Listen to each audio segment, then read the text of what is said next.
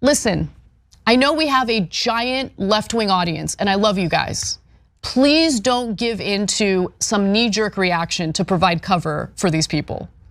These are not people you need to provide cover for. These are people who are in the country claiming asylum.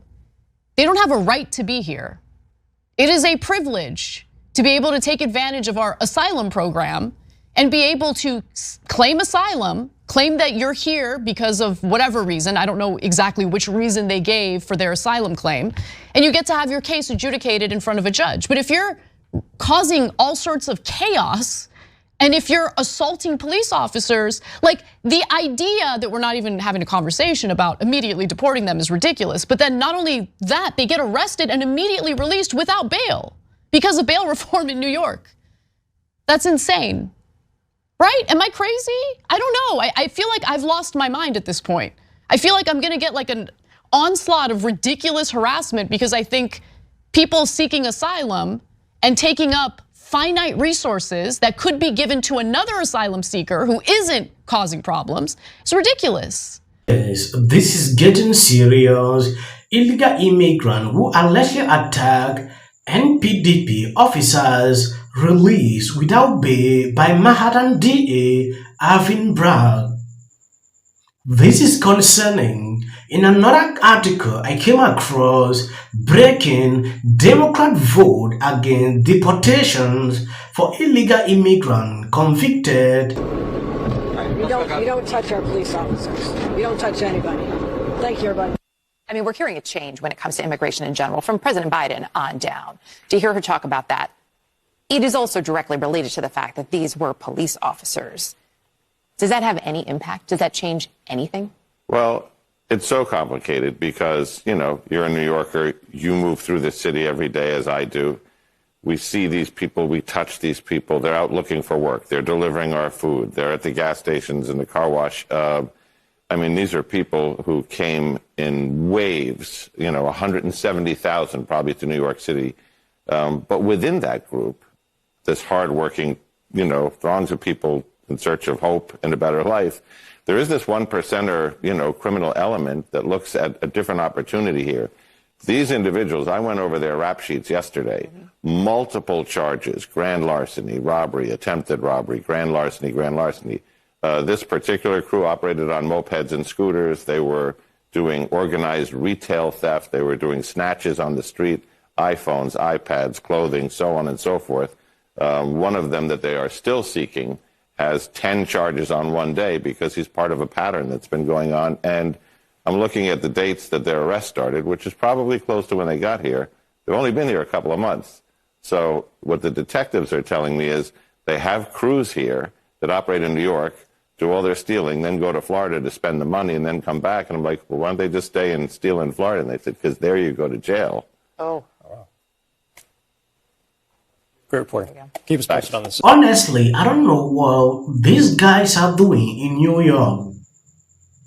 Take a look at this. A group of men believed to be illegal immigrants have been released without bail by Manhattan District Attorney Arvin Bragg after being hit with a slew of charges in connection with brutally beating two New York Police Department officers outside a shelter near Times Square on Saturday. What is going on? Imagine these people beating up police officers released without bail. And I saw your outrage. Yes. Why are you outraged? Because this place was, like you said, it's free. It was a place for our children. Our children, I have 4 children, and it's sad, I have 4 boys, and we really don't have nothing in the community that's free for us. Don't get me wrong, it's great that they want to help the immigrants, but what about the Americans that are already here?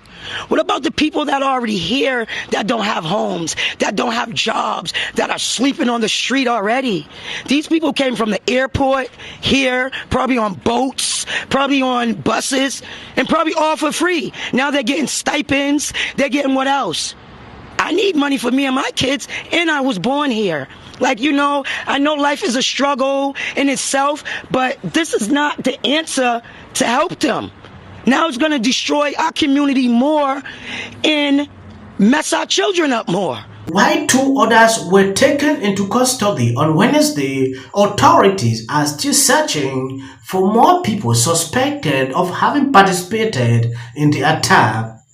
According to ABC7, the incident took place around 8:30 p.m. outside the Candler building at 2020 West 42th Street when 2 officers told a group of men to stop standing in front of the migrant shelter they were attacked.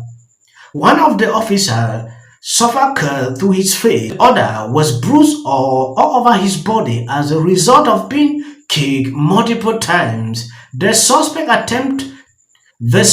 attempted to flee, but officers managed to apprehend some of them. Those arrested include, I don't want to read the names because it is still insane to me to be seeing what is going on.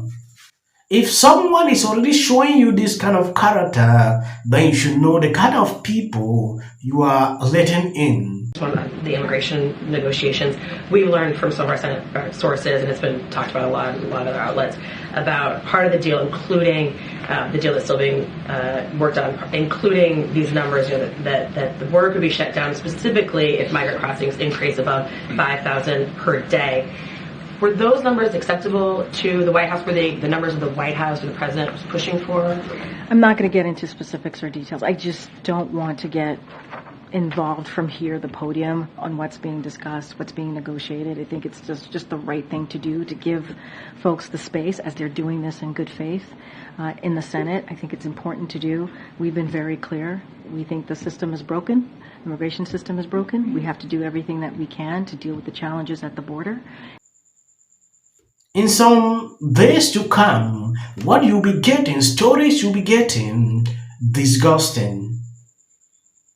It is said, allowing any kind of person to enter your country, expect any kind of thing. Look at this. Another group of these same people would do the same thing because they have seen that, oh, even if you pick me up and charge, I'll still be released without bail.